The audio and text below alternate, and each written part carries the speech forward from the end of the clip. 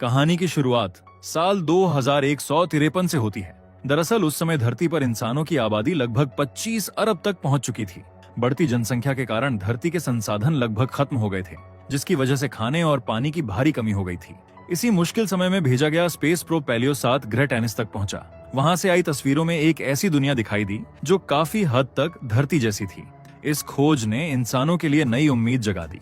उसी उम्मीद के सहारे एलिसियम प्रोजेक्ट लॉन्च किया गया। एक विशाल स्पेसशिप बनाया गया जिसका नाम एलिसियम रखा गया। इसका मिशन था 60,000 लोगों को लेकर टेनिस तक पहुंचना, ताकि मानव जाति को नया घर मिल सके। जब जहाज रवाना हुआ तब धरती से एक आखिरी संदेश भेजा गया, जिसमें लिखा था, अब उम्मीद सिर्फ तुम पर है। फिर कई साल बाद उसी जहाज के अंदर सैनिक ब्रैंडन अचानक अपने हाइपर स्लीप कैप्सूल में जाग गया। उसने घबराहट में अपने शरीर से जुड़े ट्यूब्स और लाइफ सपोर्ट सिस्टम हटाए और कैप्सूल से बाहर निकल आया। हालत समझने के लिए वो पास रखे दूसरे कैप्सूलों की ओर बढ़ा। सबसे पहले उसे कूपर का कैप्सूल मिला, लेकिन वो पूरी तरह खाली था। ये देखकर वो अगले कैप्सूल की तरफ बढ़ा, जहां लेफ्टिनेंट पेटन अभी भी हाइपर स्लीप में था। ब्रैंडन ने उसे जगाने की कोशिश की, लेकिन कैप्सूल का दरवाजा लॉक था और सिस्टम काम नहीं कर रहा था। उसी समय अचानक जहाज में तेज पावर सर्ज हुआ और कुछ ही सेकंड बाद पेटन का कैप्सूल अपने आप खुल गया। पेटन घबराकर बाहर आया। लंबी हाइपर स्लीप की वजह से दोनों की याददाश्त धुंधली थी। और वही ब्रैंडन को अपनी सैन्य ट्रेनिंग तो याद थी, लेकिन असली मिशन क्या था ये याद नहीं आ रहा था। पेटन की हालत भी कुछ ऐसी ही थी। अब हालात समझने के लिए वे दोनों ब्रिज तक पहुंचना चाहते थे, लेकिन उनके कमरे का दरवाजा बंद था और सिस्टम किसी भी कमांड को स्वीकार नहीं कर रहा था। दरअसल ब्रिज जहाज का कंट्रोल रूम होता है, जहां से दिशा, रिएक्टर, सुरक्षा और पूरे मिशन को नियंत्रित किया जाता है। इसलिए ब्रिज तक पहुंचना बहुत जरूरी था, क्योंकि वहीं से उन्हें असली हालात का पता चल सकता था। जब ब्रिज का दरवाजा नहीं खुला तो वे कम्युनिकेशन रूम में गए ताकि किसी से संपर्क किया जा सके, लेकिन कई कोशिशों के बावजूद उन्हें कोई जवाब नहीं मिला। इसी बीच ब्रैंडन की नजर अपनी बांह पर बने टैटू पर पड़ी, जिससे पता चलता था कि वो फ्लाइट क्रू 5 का हिस्सा था। इससे साफ था कि वो इस मिशन की मुख्य टीम में शामिल था, लेकिन उसके लिए मिशन की यादें अब भी धुंधली थीं। तभी जहाज में फिर से पावर सर्ज हुआ। पेटन ने कहा कि ब्रिज तक पहुंचना अब और भी जरूरी है। चूंकि मुख्य रास्ता बंद था, इसलिए ब्रैंडन वेंटिलेशन डक्ट के रास्ते आगे बढ़ने को तैयार हो गया। तंग और अंधेरे रास्तों से गुजरते हुए उसे पता चला कि जहाज का रिएक्टर बंद है, लेकिन तभी उसका संतुलन बिगड़ गया और वो फिसलकर नीचे गिर पड़ा। उसी समय उसकी नजर कूपर की सड़ी हुई लाश पर पड़ी। ये देखकर वो शॉक रह गया, लेकिन किसी तरह खुद को संभालकर वो पास के स्टोरेज रूम में पहुंचा। स्टोरेज रूम से बाहर निकलने के लिए उसने दरवाजा तोड़ा, लेकिन जैसे ही वो बाहर आया, उसका पेटन से संपर्क अचानक टूट गया। अब वो पूरी तरह अकेला था। तभी उसने एक औरत को देखा जो घबराकर किसी दरवाजे को तोड़ने की कोशिश कर रही थी, लेकिन ब्रैंडन को देखते ही वो भाग गई। सच जानने के लिए ब्रैंडन उसके पीछे दौड़ा। दौड़ते दौड़ते अचानक उसकी नजर छत से लटके एक आदमी पर पड़ी। उसने टॉर्च की रोशनी उस पर डाली तो साफ हो गया कि वो मर चुका था। ये दृश्य देखकर ब्रैंडन सन्न रह गया। उसी समय पीछे से वही औरत अचानक उस पर टूट पड़ी। उसका नाम नादिया था। उसने ब्रैंडन को जमीन पर गिराया, चाकू उसकी गर्दन पर रख दिया और उसका सारा सामान छीन लिया। लेकिन तभी जहाज के अंधेरे हिस्से से डरावनी चीखें गूंज उठी। उन आवाजों में ऐसा खौफ था कि नादिया घबरा गई और तुरंत वहां से भाग निकली। ये सुनकर ब्रैंडन अभी संभल ही रहा था कि अचानक ऊपर से कोई अज्ञात ताकत उस लटकी हुई लाश को खींचकर अंधेरे में ले गई। ये नजारा देखकर वो डर गया और भागकर फिर से स्टोरेज रूम में छिप गया। इसके बाद उसने बाहर झांका तो उसे एक भयानक जीव दिखाई दिया, जिसके हाथ में चमकता हुआ भाला था। वो इधर उधर सूंघते हुए कुछ ढूंढ रहा था और तभी उसके जैसे और भी जीव वहां इकट्ठा हो गए। इसी बीच पेटन का रेडियो कॉल आने लगा। खतरे को भांपते हुए ब्रैंडन ने तुरंत आवाज बंद कर दी ताकि जीव उसकी मौजूदगी न जान सकें। लेकिन तभी एक जीव वेंटिलेशन डक्ट के पास आया और कूपर की लाश उठाकर ले गया। जब हालात कुछ शांत हुए तो ब्रैंडन ने दोबारा रेडियो चालू किया और पेटन को बताया कि जहाज में खतरनाक जीव घूम रहे हैं जो बचे हुए लोगों का शिकार कर रहे हैं। ये सुनकर पेटन ने सच्चाई बताई। ये जहाज किसी सामान या डेटा को लाने के लिए नहीं बना था, बल्कि 60,000 लोगों को हमेशा के लिए एक नए ग्रह टेनिस पर बसाने के लिए भेजा गया था। ये सुनते ही ब्रैंडन को धुंधली याद आई कि उसकी पत्नी भी शायद इसी जहाज में मौजूद है। इसलिए उसने उसे ढूंढने का फैसला किया। लेकिन पेटन ने समझाया कि सबसे पहले जहाज पर कंट्रोल पाना जरूरी है, वरना कोई भी सुरक्षित नहीं रहेगा। इसके बाद ब्रैंडन सिक्योरिटी रूम में पहुंचा और एक नॉन लीथल एंटीराइट हथियार उठा लिया। हथियार तैयार करने के बाद उसने पेटन से कहा कि वो उसे रिएक्टर तक पहुंचने का सुरक्षित रास्ता बताए और रास्ते भर गाइड करता रहे। तब अचानक ब्रैंडन का हाथ कांपने लगा। उसे शक हुआ कि कहीं वो पेंडोरम सिंड्रोम का शिकार तो नहीं हो रहा। दरअसल पेंडोरम सिंड्रोम लंबी हाइपरस्लीप के बाद होने वाली मानसिक बीमारी है, जिसमें इंसान भ्रम, डर और पागलपन का शिकार हो सकता है। फिर खुद को संभालते हुए ब्रैंडन आगे बढ़ा, लेकिन रास्ते में उसे एक आदमी तार से लटका हुआ दिखा। पहले उसे लगा कि वो मर चुका है, लेकिन ध्यान से देखने पर पता चला कि वो जिंदा है। ये समझकर ब्रैंडन तुरंत उसके पास गया और सावधानी से उसे नीचे उतारा। होश में आते ही उस आदमी ने अपना नाम शेफर्ड बताया, जो क्रू 6 का सदस्य था। शेफर्ड ने पहले सोचा कि ब्रैंडन रेस्क्यू टीम से आया है, लेकिन जब उसे पता चला कि ब्रैंडन अभी अभी हाइपरस्लीप से जागा है और खुद हालात से अनजान है, तो उसने उसके आदेश मानने से इनकार कर दिया। फिर उसने अपने शरीर पर ग्रीस लगा ली ताकि उसकी गंध छिप जाए और वे जीव उसे पहचान न सकें। तभी दूर अंधेरे में नीली मशालों जैसी रोशनी दिखी, जो इस बात का संकेत थी कि खतरनाक जीव उनकी तरफ बढ़ रहे थे। ये देखकर ब्रैंडन ने तुरंत अपना नॉन लीथल हथियार उठा लिया, लेकिन शेफर्ड ने उसे रोकते हुए कहा कि इस हथियार से उन जीवों पर कोई खास असर नहीं होगा, इसलिए यहाँ रुकना बेकार है। फिर मजबूरी में ब्रैंडन उसकी बात मान लेता है और दोनों भागने लगते हैं। शेफर्ड आगे आगे दौड़ रहा था और ब्रैंडन उसके पीछे। भागते हुए ब्रैंडन बार बार मुड़कर देखता रहा कि कहीं जीव उनके बहुत पास तो नहीं आ गए, लेकिन कुछ ही सेकंड में हालात बिगड़ गए, क्योंकि जीव बहुत तेजी से अलग अलग दिशाओं से फैल चुके थे और उन्होंने शेफर्ड को चारों तरफ से घेर लिया था। ब्रैंडन ने पूरी कोशिश की कि वो उसके पास पहुंच सके, लेकिन अब दूरी बढ़ चुकी थी। फिर अगले ही पल जीव शेफर्ड पर टूट पड़े और ब्रैंडन बेबस होकर ये सब देखता रह गया। फिर भी उसने हार नहीं मानी। उसने गुस्से और डर में अपना नॉन लीथल हथियार उठाया और एक जीव पर गोली चला दी, लेकिन गोली चलते ही उसे समझ आया कि उनके बीच मोटी कांच की दीवार है। अब आवाज सुनते ही कई जीव उसकी तरफ मुड़ गए और तेजी से उसकी दिशा में बढ़ने लगे। खतरा करीब आता देख ब्रैंडन ने तुरंत पास की पाइपें पकड़ लीं और छत से लटक गया ताकि वे उसे नीचे से पकड़ न सकें। कुछ पल के लिए वो उनकी नजर से बच गया, लेकिन वे जीव बेहद चालाक थे। उन्होंने उसकी गंध सूंघ ली और सही जगह तक पहुंच गए।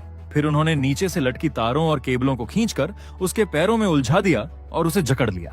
अब ब्रैंडन पूरी तरह फंस चुका था और छूटने की कोशिश बेकार जा रही थी, लेकिन तभी अचानक एक आदमी वहां पहुंचा और उसने तेजी से तार काटकर उसे आजाद कर दिया। खतरा अभी भी पास था, इसलिए वो आदमी ब्रैंडन को पकड़कर तुरंत पास के एक कमरे की ओर ले गया ताकि वे वहां छिप सकें। अंदर पहुंचकर वो आदमी कुछ बोलने लगा, लेकिन ब्रैंडन उसकी भाषा नहीं समझ पाया। फिर भी उसकी बांह पर बने टैटू को देखकर ब्रैंडन समझ गया कि वो एग्रीकल्चर टीम का सदस्य है। फिर उसने इशारे से अपना नाम बताया, जो था मैनी। अब समय बर्बाद किए बिना ब्रैंडन ने उसे समझाया कि उसे रिएक्टर रूम तक पहुंचना है। मैनी ने उसकी बात समझ ली। फिर दोनों सावधानी से कमरे से बाहर निकले और साथ साथ रिएक्टर की दिशा में आगे बढ़ने लगे। रिएक्टर की ओर बढ़ते हुए वे एक बड़े सेक्शन में पहुंचे जहां विशाल कंटेनर रखे थे। तभी अचानक नादिया सामने आ गई और उसने बिना किसी चेतावनी के ब्रैंडन पर हमला कर दिया। ब्रैंडन ने तुरंत पलटकर वार किया, लेकिन नादिया ने उसे जोर से धक्का देकर एक कंटेनर के बाहर गिरा दिया। हालात बिगड़ते देख मैनी बीच में आया और ब्रैंडन की रक्षा करते हुए नादिया को पीछे हटने पर मजबूर कर दिया। तनाव बढ़ता देख ब्रैंडन ने अपना एंटी रायट हथियार चला दिया। उसके प्रभाव से ऊपर रखा डीला मलबा हिलकर उन पर गिरने लगा। गिरते मलबे के बीच ब्रैंडन ने नादिया से कहा कि आपस में लड़ने से कुछ हासिल नहीं होगा, इसलिए उन्हें साथ मिलकर काम करना होगा। आखिर में वे आगे बढ़ने लगे और नादिया वहीं पीछे रह गई, लेकिन थोड़ी देर बाद वो फिर उनके पास आई और बोली कि वे गलत रास्ते पर जा रहे हैं। ब्रैंडन ने उससे सही रास्ता दिखाने को कहा, लेकिन नादिया हिचकिचाई, क्योंकि जिस इलाके से होकर रिएक्टर तक जाना था वहां से कोई वापस नहीं आता था। लेकिन जब ब्रैंडन ने भरोसा दिलाया कि वो जहाज को संभाल सकता है और उसे सुरक्षित उतार सकता है, तो नादिया मान गई। फिर वो उन्हें एक बंद दरवाजे तक ले गई और बताया कि इसे खोलने में समय लगेगा। इंतजार के दौरान अंधेरे से जीवों की गुर्राहट सुनाई देने लगी। तभी अचानक पावर सर्ज हुआ और रोशनी झपकने लगी। उसी अफरा तफरी में जीव उनकी ओर बढ़ने लगे। जैसे ही दरवाजा खुला, तीनों तुरंत अंदर घुस गए और दरवाजा बंद होते होते वे बाल बाल बच गए। अंदर सुरक्षित पहुंचने के बाद ब्रैंडन को पता चला कि नादिया जेनेटिक कलेक्शन टीम से है। जेनेटिक कलेक्शन टीम का काम धरती के पौधों और जानवरों का डीएनए सुरक्षित रखना होता है ताकि नए ग्रह पर जीवन दोबारा बसाया जा सके। फिर नादिया ने बताया कि जब वो कुछ महीने पहले जागी थी तब उसके साथ 5 लोग थे, लेकिन अब वो अकेली बची है। उसने ये भी कहा कि 30% सैंपल नष्ट हो चुके हैं और अगर रिएक्टर जल्दी ठीक नहीं हुआ तो बाकी सैंपल भी खत्म हो जाएंगे, क्योंकि उन्हें ठंडे और स्थिर माहौल की जरूरत होती है। उसी समय जहाज के दूसरे हिस्से में पेटन को वेंटिलेशन डक्ट की तरफ से हल्की आवाज सुनाई दी। आवाज सुनकर पेटन हथियार लेकर सावधानी से डक्ट की ओर बढ़ा। डक्ट के पास पहुंचकर उसने देखा कि उलझी हुई पाइपों के बीच से एक हाथ बाहर निकला हुआ है, जहां वो आदमी मदद के लिए गुहार लगा रहा था। ये सुनकर पेटन ने तुरंत उसे बाहर खींच लिया। बाहर आते ही उस आदमी ने खुद को सोल्जर गैलो बताया और कहा कि वो ब्रिज के सेक्शन से यहां तक पहुंचा है। उधर ब्रैंडन, नादिया और मैनी आगे बढ़ते हुए हाइपरस्लीप चैम्बर तक पहुंचे, लेकिन अब वो जगह जीवों का मुख्य शिकार क्षेत्र बन चुकी थी। तब ब्रैंडन ने देखा कि ज्यादातर कैप्सूल खाली थे। एक पल के लिए उसे लगा कि उसकी पत्नी भी शायद इन्हीं में से किसी में रही हो, लेकिन नादिया ने बताया कि परिवारों को जहाज के अलग सेक्शन में रखा गया था। इसके बाद वे आगे बढ़ने लगे, लेकिन मैनी पीछे रुक गया ताकि जीवों की आहट सुन सके। जब वो ब्रैंडन की आवाज पर भी नहीं हिला तो मजबूरी में ब्रैंडन और नादिया आगे बढ़ गए, लेकिन अचानक ब्रैंडन का पैर टूटी हुई जाली पर पड़ा और वो नीचे गिर गया। ये देखकर नादिया उसे बचाने लौटी, लेकिन संतुलन बिगड़ने से वो भी नीचे गिर पड़ी। अब दोनों एक गहरे गड्ढे में जा गिरे जहां जीव अपने शिकार की हड्डियां फेंकते थे। ये दृश्य देखकर वे कुछ पल के लिए शॉक में रह गए, लेकिन उन्होंने खुद को संभाला और बाहर निकलने का रास्ता खोजने लगे। तभी अचानक अंधेरे से एक जीव ने ब्रैंडन पर हमला कर दिया। टकराते ही ब्रैंडन नीचे गिरा और तारों में उलझ गया। फिर जीव ने मौका पाकर नादिया की तरफ रुख किया और उस पर झपट पड़ा। इधर ब्रैंडन ने पूरी ताकत लगाकर खुद को तारों से छुड़ाया, फिर पास पड़ी लोहे की पाइप उठाई और पीछे से उस जीव पर जोरदार वार कर दिया। हमले से बौखलाकर जीव पलटा और उसने ब्रैंडन को जोर से लात मार दिया, जिससे ब्रैंडन दूर जा गिरा और पास रखे एक कैप्सूल से टकरा गया। तभी मैनी वहां पहुंच गया और उसने पीछे से जीव के सिर पर जोरदार वार किया। इसके बाद तीनों ने मिलकर उस घायल जीव पर हमला कर दिया। आखिर में ब्रैंडन ने मौका पाकर उसकी छाती में चाकू घोंप दिया। अब वे तब तक वार करते रहे जब तक वो पूरी तरह निढाल होकर मर नहीं गया, लेकिन उनकी राहत ज्यादा देर नहीं चली, क्योंकि तभी एक बड़ा और ज्यादा ताकतवर जीव वहां आया जो शायद से उनका लीडर लगता था। उस समय उसने फर्श पर जोर से प्रहार करना शुरू किया, जिसकी वजह से कई और जीव वहां पहुंच गए। कुछ ने उनका पीछा शुरू कर दिया, जबकि कुछ मरे हुए साथी को खाने लगे। भागते समय अचानक एक हाइपरस्लीप कैप्सूल खुल गया और अंदर सोया हुआ आदमी जाग गया। जागते ही वो आदमी घबराकर बाहर आया, लेकिन जीव तुरंत उस पर टूट पड़े। ब्रैंडन उसे बचाने के लिए वापस लौटना चाहता था, लेकिन मैनी ने उसे पकड़कर जबरदस्ती आगे की ओर खींच लिया। उधर जहाज के दूसरे हिस्से में पेटन ने गैलो की बाह पर बना टैटू देखा और पहचान लिया कि वो फ्लाइट क्रू 4 से है। उसने उससे कुछ सवाल किए, लेकिन गैलो चिढ़कर बोला कि उसे ज्यादा कुछ नहीं पता। तभी पेटन की नजर उसके कपड़ों पर लगे खून पर पड़ी। गैलो ने सफाई दी कि कुछ खून उसका है और कुछ उसके साथियों का। उसने दावा किया कि उसके साथी पागल हो गए थे, इसलिए उसे अपनी रक्षा के लिए उन पर हमला करना पड़ा। इधर ब्रैंडन, नादिया और मैनी भागते भागते रास्ता भटक गए और एक बड़े चैम्बर में पहुंच गए, जहां उन्हें लेलैंड नाम का आदमी मिला। उसने उन्हें भरोसा दिलाया कि फिलहाल के लिए वे यहाँ सुरक्षित हैं।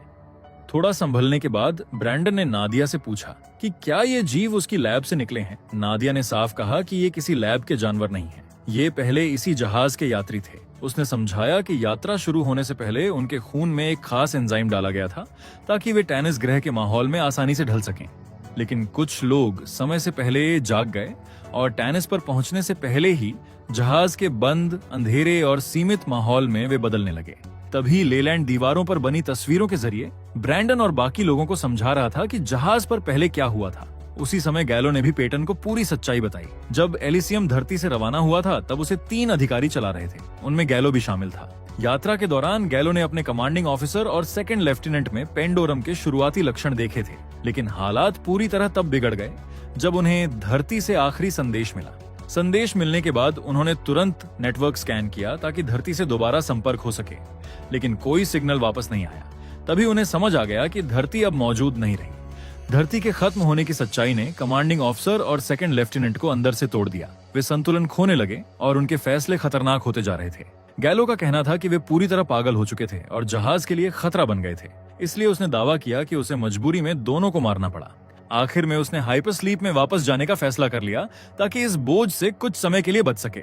चैम्बर में लेलैंड अपनी कहानी सुना रहा था। तभी दीवारों से सफेद धुआं निकलने लगा, जिसकी वजह से सबको चक्कर आने लगे और जैसे ही उसकी कहानी खत्म हुई सब बेहोश हो गए।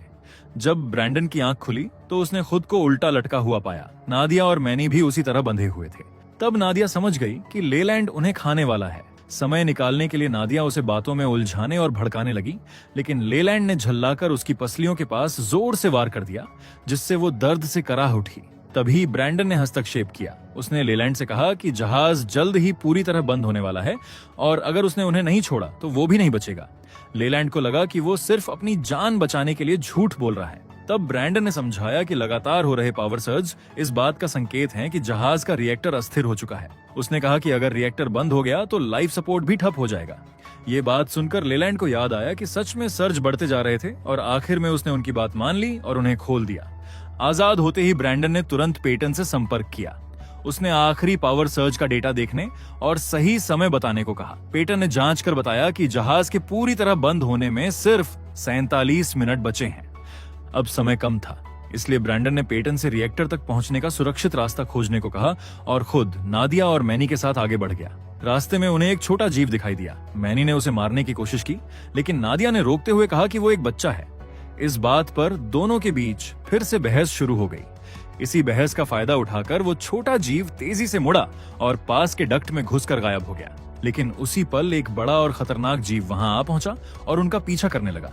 जान बचाने के लिए वे दौड़ते हुए एक ऐसे चैम्बर में घुस गए जहां क्रू के परिवारों के हाइपर स्लीप कैप्सूल रखे थे। उधर जहाज के दूसरे हिस्से में गैलो पेटन को समझा रहा था कि अब जहाज छोड़ देना ही समझदारी है। उसका कहना था कि जो आदमी 24 घंटे पहले अपना नाम तक याद नहीं कर पा रहा था, वो पूरे जहाज को कैसे बचाएगा। इधर नादिया ने ब्रैंडन से पूछा कि क्या उसकी पत्नी सच में इन्हीं कैप्सूलों में से किसी में थी। ये सवाल सुनते ही ब्रैंडन की धुंधली यादें जागने लगीं। उसने धीरे से कहा कि नहीं, उसकी पत्नी उसके साथ आने को तैयार ही नहीं थी। तब उसने स्वीकार किया कि वो इस मिशन में इसलिए शामिल हुआ था क्योंकि उसकी पत्नी उसे छोड़कर चली गई थी और वो अपनी पिछली जिंदगी से दूर भागना चाहता था। ये स्वीकार करते ही वो अंदर से टूट गया। लेकिन नादिया ने उसे याद दिलाया कि अभी उनका व्यक्तिगत दर्द नहीं बल्कि मिशन ज्यादा महत्वपूर्ण है। इसी दौरान कैप्सूल की कतार देखते हुए उसकी नजर एक नाम पर पड़ी, जो था पेटन की पत्नी का नाम। वो कुछ पल के लिए ठिठक गया क्योंकि उस नाम को देखते ही उसके दिमाग में पेटन से जुड़ी एक धुंधली याद उभरी, जैसे वो पहले भी इस बारे में कुछ जानता था। लेकिन याद पूरी तरह साफ नहीं थी, इसलिए उसने अपने चेहरे पर कोई भाव नहीं आने दिया और बिना कुछ कहे आगे बढ़ गया। आखिर में वे रिएक्टर रूम तक पहुंच गए, लेकिन अंदर का दृश्य खतरनाक था क्योंकि कई जीव वहीं फर्श पर सो रहे थे। अब ब्रैंडन ने जैसे ही कदम रखा, एक जीव हल्का सा जागा, मगर कुछ पल बाद फिर शांत हो गया। इसके बाद वो धीरे धीरे आगे बढ़ ही रहा था कि अचानक रास्ते का एक हिस्सा टूट गया। ये देखकर नादिया ने तुरंत ब्रैंडन का हाथ पकड़ने की कोशिश की, जबकि मैनी ने अस्थायी पुल को संभाल लिया ताकि वो नीचे गिरने से बच सके। लेकिन मैनी पर बढ़ता हुआ भार देखकर ब्रैंडन समझ गया कि अगर वो यही रुका रहा तो पुल टूट जाएगा, इसलिए उसने नीचे उतरने का फैसला किया। नीचे पहुंचकर उसने खुद को कीचड़ से ढक लिया और जमीन पर पड़ी मरी हुई चमड़ी अपने ऊपर लपेट ली। उधर कम्युनिकेशन सेक्शन में गैलो ने पेटन को एक कैप्सूल खोलने के लिए मजबूर किया। वो जहाज छोड़कर भागना चाहता था, लेकिन पेटन ने चालाकी से उसे उसी कैप्सूल में बंद कर दिया। अब रिएक्टर के पास पहुंचते समय लेलैंड से गलती हो गई और उसकी लालटेन गिर गई, जिसकी वजह से जीव जाग गए। हालात तेजी से बिगड़ने लगे। ये देखकर मैनी ने तुरंत फैसला लिया और अस्थायी पुल गिरा दिया ताकि जीवों का ध्यान उसकी ओर जाए और ब्रैंडन को रिएक्टर तक पहुंचने का मौका मिल सके। मौका मिलते ही ब्रैंडन पूरी ताकत से दौड़ा। काउंटडाउन तेजी से घट रहा था और आखिरी 4 सेकंड में उसने रिएक्टर रीस्टार्ट कर दिया। रिएक्टर चालू होते ही तेज ऊर्जा का डिस्चार्ज पूरे सेक्शन में फैल गया और आसपास मौजूद कई जीव उसी झटके से मारे गए। इसी बीच मैनी बाहर निकलने की कोशिश कर रहा था, लेकिन जीवों का लीडर उसका रास्ता रोककर खड़ा हो गया। फिर दोनों के बीच भयंकर लड़ाई शुरू हो गई। मैनी ने भाले से उस पर वार कर उसे घायल कर दिया, लेकिन लीडर ने पलटवार करते हुए उसके पेट में काट लिया। भारी चोट के बावजूद मैनी पीछे नहीं हटा। उसने अपने सूट का टूटा हुआ हिस्सा हथियार की तरह इस्तेमाल किया और लगातार वार करता रहा जब तक कि लीडर जमीन पर गिरकर मर नहीं गया। फिर जैसे ही उसने राहत की सांस ली, उसकी नजर फिर उसी छोटे जीव पर पड़ी। उसे देखकर मैनी ने चाकू उठाया, लेकिन एक पल के लिए रुक गया। उसी हिचकिचाहट का फायदा उठाकर छोटा जीव अचानक उस पर झपटा और उसके गले पर तेज वार कर दिया। उधर कम्युनिकेशन रूम में गैलो किसी तरह कैप्सूल से बाहर निकल आया और उसने पेटन को बेहोश करने की कोशिश की। दोनों के बीच हाथापाई शुरू हो गई। उसी संघर्ष के दौरान पेटन को अजीब से भ्रम होने लगे। उसे ऐसा दिखने लगा जैसे उसके हाथों पर बने टैटू आपस में मिल रहे हों, जैसे 2 अलग पहचान एक हो रही हों। तभी उसके शरीर में सुई चुभी। सुई चुभते ही वो खुद को कमरे में अकेला पाता है। उसी क्षण उसे सच्चाई समझ आ गई। गैलो कोई अलग इंसान नहीं था, बल्कि वो खुद ही था। दरअसल गैलो उसका पुराना जवान रूप था, जिसे उसने अपनी टूटी हुई यादों में अलग पहचान दे दी थी। इसी बीच लेलैंड कंट्रोल रूम में पहुंच गया। उसने दावा किया कि उसने ब्रैंडन की मदद की है, इसलिए उसे इनाम मिलना चाहिए। लेकिन पेटन ने बिना कुछ कहे नीडल गन उठाई और उसकी आंख में घोंप दी। उसी समय ब्रैंडन और नादिया भी कंट्रोल रूम में पहुंच गए। तभी ब्रैंडन को अचानक सब याद आने लगा। उसे समझ आ गया कि पेटन असली लेफ्टिनेंट नहीं है। तभी पेटन ने भी सच स्वीकार किया कि वो असल में सोल्जर गैलो है। ये सुनकर ब्रैंडन ने पूछा, हम आखिर हैं कहाँ? गैलो ने जवाब में खिड़की का कवर हटाया और बाहर की ओर इशारा किया। बाहर कोई तारे दिखाई नहीं दे रहे थे। इसका मतलब था कि जहाज अंतरिक्ष में नहीं बल्कि किसी और जगह था। फिर गैलो ने शांत आवाज में बताया कि धरती से निकले उन्हें 923 साल बीत चुके हैं। उसने आगे कहा कि वे शुरू से ही टेनिस ग्रह पर थे और जहाज समुद्र में डूबा हुआ था और ब्रिज का बाहरी हिस्सा पानी के दबाव में था। इतना कहते ही गैलो अचानक उन पर हमला कर देता है। नादिया उससे भिड़ जाती है, लेकिन गैलो उसे पकड़कर काबू में कर लेता है। हालात बिगड़ते देख ब्रैंडन एंटी राइड हथियार चला देता है, जिसकी वजह से दीवार का हिस्सा टूट जाता है और समुद्र का पानी तेज दबाव के साथ अंदर घुसने लगता है। अब कमरा तेजी से पानी से भरने लगता है। ये देखकर ब्रैंडन नादिया को खींचकर पास के एक कैप्सूल में घुस जाता है, लेकिन गैलो बाहर ही रह जाता है और पानी के बहाव में डूब जाता है। कैप्सूल के अंदर भी पानी भरने लगता है, लेकिन ब्रैंडन नादिया को शांत रहने को कहता है। फिर कुछ ही सेकंड में कैप्सूल तेजी से ऊपर उठने लगता है और थोड़ी ही देर में कैप्सूल पानी की सतह पर पहुंच जाता है। ब्रैंडन मास्क हटाकर नादिया को जगाता है और कहता है कि वे सुरक्षित हैं। अब धीरे धीरे और भी कैप्सूल समुद्र की सतह से बाहर आने लगे। उनके सामने टेनिस का खूबसूरत और नया संसार फैला हुआ था। एक एक करके लोग अपने कैप्सूल से जागने लगे और हैरानी से इस नई दुनिया को देखने लगे। इसी के साथ ये कहानी यही खत्म होती है। अगर आपको एक्सप्लेनेशन अच्छा लगा हो तो वीडियो को लाइक और कमेंट जरूर करें। ऐसी ही और मजेदार और अनोखी कहानियों के लिए चैनल को सब्सक्राइब करना ना भूलें।